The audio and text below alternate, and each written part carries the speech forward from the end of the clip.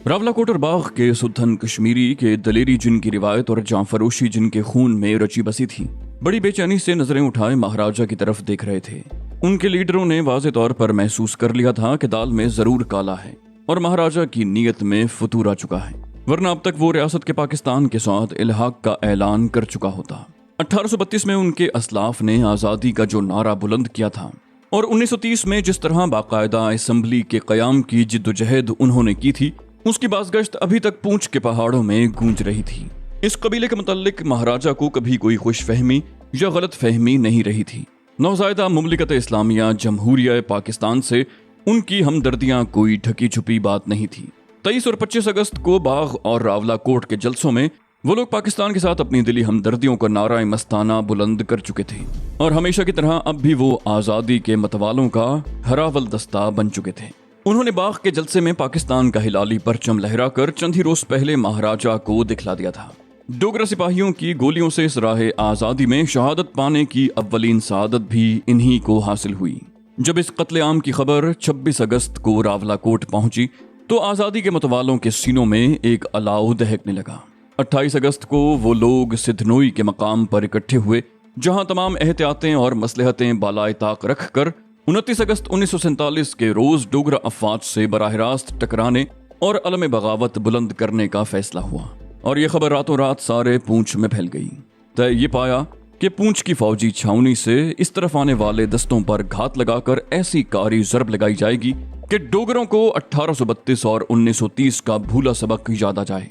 रावलाकोट से तकरीबन 6 मील दूर पूंछ की तरफ जाने वाली सड़क पर दो थान के मकाम पर मोड़ आता है। यहाँ घना जंगल, ऊंचा नीचा पहाड़ी सिलसिला और टेकरियां किसी भी लश्कर के लिए बेहतरीन जाए पनाह बन सकती थी। इंडियन आर्मी के एक साबिक कैप्टन की कमान में नेशनल गार्ड्स के लाठियों और कुल्हाड़ियों से मुसल्ला 200 सरफरोश रात के अंधेरे में चुपचाप अपने घरों से निकल कर यहाँ आन छुपे। ये नेशनल गार्ड्स बड़ी उजलत में तरतीब पाई थी। सुद्धन कबीले के साबिक इंडियन आर्मी के मुलाजमीन ने उन्हें जंगलों और पहाड़ों में खुफिया तौर पर तरबियत देकर चंद ही महीनों में इस काबिल बना दिया था कि अब वो किसी भी बाकायदा फौज से टक्कर लेने के लिए तैयार थे। अभी तक उन्होंने अपनी इस ताकत को खुफिया रखा हुआ था, लेकिन अब वक्त आ गया था कि वो अपने इन तरबियत याफ्ता छापामारों के जौहर आजमाने के लिए उन्हें मैदान कारजार में ले आए। आज वो लोग पहला बाकायदा मार्का लड़ने जा रहे थे और इसी मार्के के नताइज पर कश्मीर में लड़ी जाने वाली तवील जंगे आज़ादी का इन्हिसार था। ये लोग आज अपने जवान खून से जो तारीख रकम करने जा रहे थे, उसे आने वाली नस्लों के लिए मशले राह बनना था। ये ऐसा मुजाहिदाना फैसला था कि तारीख़ हुर्रियत पढ़ने वाले दुनिया भर के आज़ादी पसंदों ने हमेशा इन जियालों को खिराज अकीदत पेश किया। डोगरा अफवाज राइफलों, मशीन गन्नों और स्टेन गन्नों से मुसल्ला थी, जिसका मुकाबला करने के लिए इन मुजाहिदों के पास सिर्फ एक रिवॉल्वर था, जो उनके सरदार को एक जापानी ब्रिगेडियर ने कभी बतौर तोहफा दिया था। उस रिवॉल्वर के अलावा एक प्राइवेट राइफल भी थी।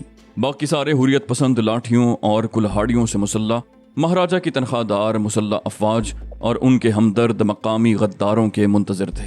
जब रावलाकोट वाला दस्ता यहाँ पहुंचा तो उन्होंने हजारों गैर मुसल्ला रजाकारों को इस तरफ आते देखा, जो इर्द गिर्द की पहाड़ियों से उमड़े चले आ रहे थे। आज़ादी के इन मतवालों को उनके मकामी कमांडरों ने चारों तरफ फैला दिया और शम्मा आज़ादी के इन परवानों ने रातों रात हुरना मेरा से हजीरा तक फौजी नकलो हमल के लिए नदी नालों पर बनाए हुए तमाम पुल तबाह कर डाले, टेलीफोन के तार काट दिए और फौज की जंगी गुजरगाहों पर रुकावटें खड़ी कर दी। पूंछ की पहाड़ियों के दामन में बने छोटे से मोहल्ले के एक मकान के कमरे में दो नौजवान एक दूसरे से सर जोड़े बैठे थे। इनमें से एक, जिसकी उम्र 20 साल थी, वो शेर मोहम्मद था और दूसरा 15-16 साल अशरफ खान, जो उम्र में तो शेरू से कम था, लेकिन कद काठ और जिस्मानी सेहत के लिहाज से उससे बड़ा नजर आ रहा था। शेरू 8वीं जमात के बाद ही स्कूल से भाग गया था। पढ़ाई उसके बस का रोग था ही नहीं। ये तो उसकी माँ थी जो जबरदस्ती उसे स्कूल भेजा करती थी। शरफू उसका मोहल्लेदार और अजीज तरीन दोस्त था। उनकी दोस्ती की बुनियाद शेरू के बाप के बाग में पड़ी थी, जहां शरफू एक दफा मोहल्ले के शरारती लड़कों के साथ सेब चोरी करने आया था। वापसी पर जब वो अपने घर पहुंचे तो न सिर्फ ये कि उसकी कमीज का पल्लू सेबों से भरा हुआ था, बल्कि वो शेर मोहम्मद की दोस्ती से भी माला माल हो चुका था। दोनों की उम्रों का फर्क उनकी पुरखुलूस मोहब्बत ने मिटा दिया। शेर मोहम्मद का वालिद 1930 के फसादात में शहीद हो गया था। उसका एक बड़ा भाई था जो वालिद के मरने के 1.5-2 साल बाद ही हैजे की वबा में मर गया। वालिद सेबों का एक बाग विरसे में छोड़ गया था। बरादरी वालों ने उसकी मां पर बड़ा जोर दिया कि वो दूसरी शादी कर ले, खुद उसका एक देवर अपने भाई की अमानत को सीने से लगाने के लिए तैयार था, लेकिन शेरू की मां ने ऐसी चुप साधी कि लोग कहते कहते बिलाखिर चुपके हो रहे। उसकी उम्मीदों का मरकज अब सिर्फ शेरू की जात थी। उसका खावंद अपने भाइयों के साथ मिलकर फ्रूट का कारोबार किया करता था। ये लोग पूंछ से पंजाब की तरफ माल ले जाया करते थे। उसकी मौत के बाद उसके भाइयों ने अपनी भाभी और भतीजे को कभी महसूस न होने दिया कि वो अकेले रह गए हैं। शरफू का बाप रॉयल आर्मी का हवालदार था। उसका दादा महाराजा की फौज में मुलाजिम रहा था।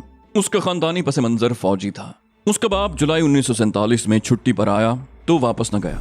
कश्मीरी हुर्रियत पसंदों की नेशनल गार्ड्स में उसे मुमताज हैसियत हासिल थी। जुलाई के बाद वो रूपोश हो चुका था और पूंछ के जंगलों में मुजाहिदीन को तरबियत दे रहा था। कश्मीर या मौत, ये था वो नारा जो सबसे पहले उन लोगों ने पूंछ की दीवारों पर लिखा हुआ देखा। ये नारा कश्मीरियों का मुकद्दर बन गया था। उन्होंने आजाद कश्मीर के लिए बावकार मौत की शर्त को दिलो जान से कबूल कर लिया था। पूंछ के गिरदो निवाह में हुर्रियत पसंदों की खुफिया तरबियत बड़ी तेजी से जारी थी। शेरू और शरफू दोनों को हवालदार साहब ने राइफल चलाना सिखा दिया था। दिन को या रात के पिछले पहर जब भी डोगरा फौज के सिपाही उनके मोहल्लों पर भगोड़े फौजियों की तलाश में छापे मारते तो अपना सा मुंह लेकर रह जाते। इन लोगों ने ऐसा निजाम तरतीब दे लिया था कि मकामी हिंदू आबादी और गद्दारों की मुखबरी के बावजूद वो अपने आदमियों को गिरफ्तारी से महफूज रखते थे। अभी तक उन दोनों से मकामी छावनी और थानों में मौजूद पुलिस की नफरी की जासूसी का काम ही लिया जा रहा था। एक रोज उन्हें रावला कोट की तरफ बढ़ते हुए हजीरा के मकाम पर मोर्चा बंद होकर घात लगाने का हुक्म मिला। हजीरा 2 थान से आगे पूंछ और रावला कोट के दरमियान वाक़ है। यहाँ डोगरा फौज ने अपना कैंप जमा रखा था और हजीरा के गिरदा गिर्द मौजूद बागियों की सरकूबी के लिए उमूमन यहीं से फौजी दस्ते रवाना किए जाते थे।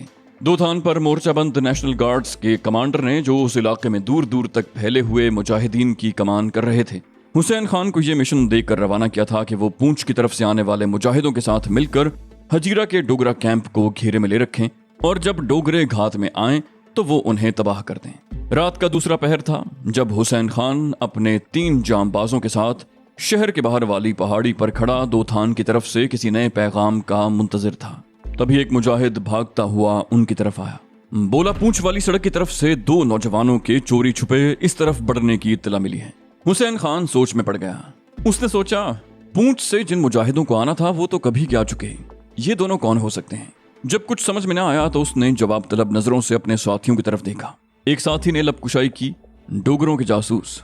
कमांडर हुसैन खान बोला, लेकिन अभी हम सिर्फ अंदाजा ही कायम कर सकते हैं, ये कोई हतमी राय नहीं। यूं भी हम उन पर फायर करके कोई मुसीबत मोल लेने की पोजीशन में नहीं है। तुम लोग उन पर नजर रखो, अगर कोई लश्कर उनके ताकुब में है तो उन्हें रास्ते में ही रोक दो, वरना यहां तक आने दो। उसका पैगाम सुनते ही नौवारिद दोबारा अंधेरे की चादर में गायब हो गया। शरफू और शेरू सुबह से मुसलसल सफर कर रहे थे। रवानगी के वक्त शेर मोहम्मद की मां का जो हाल था उसका एहसास दोनों को था। उस बेचारी ने जबान से तो कुछ न कहा, लेकिन जिस तरह दिल पर पत्थर रखकर उसने अपने बेटे को रुखसत किया था वो कुछ वही जानती थी। इसी तरह एक रोज उसका शौहर भी रात के अंधेरे में घर से निकला था और फिर कभी वापस नहीं आया। उसका जी नहीं चाहता था कि अपने इकलौते बेटे को भी उसी आग की नजर कर दे जिसके शोलों ने उसके खावंद को निगल लिया था। लेकिन उसे रुखसत के वक्त अपने खावंद से किया हुआ कौल अभी तक याद था, बिल्कुल ऐसे ही जैसे कल की बात हो। उसके खावंद ने उसके कंधे पर हाथ रख कर कहा था, फातिमा, मैं जिस मिशन पर जा रहा हूँ वहां से वापसी के इम्कानात बहुत कम है। मालूम नहीं ये लोग मेरी लाश भी तुम्हारे हवाले करेंगे या नहीं, लेकिन ये मकसद इतना अजीम है कि सादत से महरूम रहना मेरी बदकिस्मती होगी। फातिमा, मैं देख रहा हूँ एक वक्त आने वाला है जब मेरे शेरू और कमाले को भी इसी तरह चुपचाप रात के अंधेरे में तुमसे रुखसत मांगना होगी, क्योंकि हमने तो उस लंबी जिद्दोजहद का आगाज किया है। अभी जाने कितनी नस्लों की कुर्बानी देने के बाद हम इन गुलपोश वादियों में आजादी की सुबह तुलू होते देखेंगे। उस वक्त मुमकिन है मैं यहाँ मौजूद न हूँ, लेकिन उन्हें रुखसत करते हुए दिल में कोई मलाल न रखना। अगर तुमने मेरे किसी बेटे को शहादत की राह पर गामजन होने से रोका तो रोज़े क़यामत मैं खुदा की अदालत में मुंह दिखाने के लायक नहीं रहूंगा। फातिमा ने कहा, ऐसा कभी नहीं होगा। उसने अपना कौल भुलाया नहीं था। कमाले की मौत ने उसे अधमुआ कर दिया था। खावंद की शहादत का जख्म जो उसके कलेजे में लगा था, उसकी हैसियत का सही एहसास उसे कमाले के मरने के बाद ही हुआ। ले देकर उसके पास अब सिर्फ शेरू के अलावा था ही क्या। उसका दिल फट गया, लेकिन खावंद की रूह को शर्मसार करना उसकी गैरत ने गवारा नहीं किया। उसे अपनी शादी से अपने सुहाग की शहादत तक का एक एक लम्हा याद था। उसका कलेजा तो कट रहा था, लेकिन उसने दिल पर पत्थर रख कर अपने बेटे से कहा था, बेटा, इस रास्ते पर निकले हो तो ये मत भूलना کہ تم किस बाप के बेटे हो। मैदान जंग में अगर मेरी जात ने तुम्हें बुज़दिल बना दिया तो मैं तुम्हें अपना दूध नहीं बख्शूंगी। हम शुद्धन है बेटा, अल्लाह की राह में मर जाना ही हमारी जिंदगी का असल मकसद है। उसूलन उन्हें रात के पहले पहर तक हजीरा पहुंच जाना चाहिए था, लेकिन मामूल के तकरीबन सभी रास्तों पर डोगरा फौजी घूम रहे थे। उन्हें हजीरा पहुंचने तक कई मर्तबा असल रास्ते को छोड़कर उसके मुतबादिल लंबे और पेचदार रास्तों पर सफर करना पड़ा। इसकी वजह वो रिवॉल्वर और गोलियां थीं जो शेरू ने अपने लिबास में छुपा रखी थीं, जबकि अशरफ खान के पास सिर्फ एक कुल्हाड़ी और एक लंबा शिकारी चाकू था। वहां सबका यही हाल था। अभी चंद ही रोज पहले डोगरा महाराजे ने बड़ी मक्कारी और चालाकी से मकामी गद्दारों के जरिए उनकी प्राइवेट राइफलें छीन ली थीं, और यह हमला असल में डोगरा फौजियों से असलहा छीनने के लिए ही किया जा रहा था, ताकि वो उन्हीं के खिलाफ इस्तेमाल में लाया जा सके। अशरफ खान ने चलते चलते शेर मोहम्मद को मुखातिब किया। बोला, हमें काफी देर हो गई है। शेर खान ने कहा, हाँ मैं भी महसूस कर रहा हूँ, खुदा जाने अब वो लोग कहाँ होंगे। शरफू ने कहा, हजीरा आ गया है, मगर अभी तक हमारा राब्ता उन लोगों से क्यों नहीं हो सका। अभी उसने अपनी बात मुकम्मल की ही थी कि अचानक शरफू के मुंह से निकला, वो देखो। उसने अपने सामने वाली पहाड़ी की ढलान से चुपके कुछ साए रेंगते हुए देख लिए थे, इससे पहले कि शेरू उस समत देख सके जिस तरफ शरफू ने उंगली से इशारा किया था। उन्हें अपने दाएं बाएं से अचानक हैंड्स अप की आवाजें सुनाई दी। उनके दाएं बाएं और आगे पीछे हुर्रियत पसंदों का घेरा मुकम्मल हो चुका था। 5-6 मुजाहिदों ने जो सर और मुंह पर कपड़ा बांधे उस अंधेरे का हिस्सा बने हुए थे, उन्हें घेर रखा था। उनमें से किसी के पास भी राइफल या पिस्तौल नहीं था, सभी कुल्हाड़ियों से मुसल्ला थे। उनमें से एक की गरजदार आवाज सुनाई दी, कौन हो तुम? शरफू ने 9 वारिदों को पहचान लिया। बोला, मैं हवलदार नादिर खान का बेटा हूँ और ये मेरा साथी शेर मोहम्मद। हम लोग पूंछ से हजीरा जा रहे हैं, हमें हुसैन खान की कमान में पहुंचना है। हवलदार नादिर खान का नाम सुनते ही उनके अकब से एक मुजाहिद आगे आया। उसने चांद की रोशनी में झुककर अशरफ खान का चेहरा देखा। उसके मुंह से बेसाख्ता निकला, ये तो हवलदार साहब का बेटा है। सब धीमे पड़ गए। अलग सुबह कैप्टन हुसैन खान, शेर मोहम्मद और 3 दीगर मुजाहिदों के साथ पूंछ के मदारपुर वाले पुल की तरफ रवाना हो गए। उन्होंने झूलने वाला ये पुल तोड़कर उस तरफ से डोगरा फौज की मुमकिना पेशकदमी रोकने के लिए पेशबंदी करनी थी। अभी ये लोग हजीरा से बाहर निकले ही थे कि करीबी देहात से कुछ हिंदू और 2-3 मुसलमान दौड़ते हुए उनकी तरफ आए। उन्होंने आते ही शोर बपा कर दिया। बोले, बाग में डोगरा फौज का पूरा ब्रिगेड उतरा है, उसने वहां मुसलमानों का कत्लेआम शुरू कर दिया है। कैप्टन हुसैन खान उनकी चाल में आ गया। उसने मदारपुर की तरफ जाने की बजाय लौट आना ही मुनासिब जाना और अपने साथियों को वापसी का हुक्म दे दिया। ये लोग भागम भाग 2 थान पहुंचे और वहां के कमांडार को बाग में डोगरा फौज की आमद से मुत्तला किया। लेकिन जहां आकर उन्हें इत्तला मिली कि ये अफवाह गद्दारों और हिंदुओं के जरिए इसलिए फैलाई गई थी कि डोगरा फौज के वहां पहुंचने तक मुजाहिदीन कोई कार्रवाई न करें। अब उनके लिए सिर्फ 2 थान ही एक ऐसी जगह रह गई थी जहां वो डोगरा दस्तों पर घात लगा सकते थे। बाकायदा फौज को दस्त बदस्त लड़ाई की पोजीशन में लाना कोई आसान काम नहीं था। वो लोग पैदल मार्च करती हुई फौज पर तो घात लगा सकते थे, लेकिन फौजी तरतीब से आगे बढ़ती हुई डोगरा फौज पर लाठियों और कुल्हाड़ियों के साथ हमला करना कतन नामुमकिन था।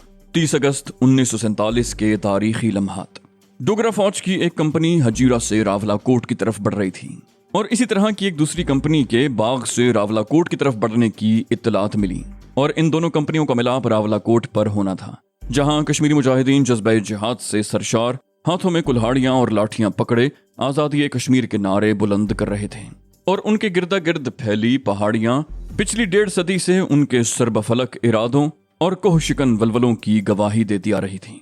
लेकिन आज उन पर जो सरशारी की कैफियत तारी थी, चश्मे फलक ने इससे पहले इसका नजारा कब किया था।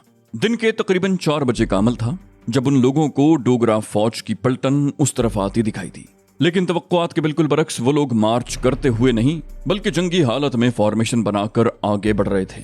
कुछ सेक्शंस सड़क के दाएं बाएं पहाड़ियों पर फैलकर पोजीशनें संभाल चुकी थीं और उनकी कायम करदा पिकेटों के ज़ेरे साया बाकी जवान एडवांस कर रहे थे। अब सूरत हाल ये थी कि ऊपर की पिकेटों का एडवांस हो रहा था और नीचे से बाकी मांदा पैदल नफरी उनके ज़ेरे साया गुजर रही थी। ये सूरत हाल खासी परेशान कुन थी। इस कंपनी पर हमला करने के लिए पहले पिकेटों को तबाह करना जरूरी था, जबकि मुजाहिदीन के पास न तो कोई मशीन गन थी और ना ही स्टेन गन। वो बेचारे तो लाठियों और कुल्हाड़ियों से घात लगाए बैठे थे। हुसैन खान दोनों आंखों पर हथेलियों का कटोरा बनाए बड़ी बेबसी से एडवांस करती फौज का नजारा कर रहा था।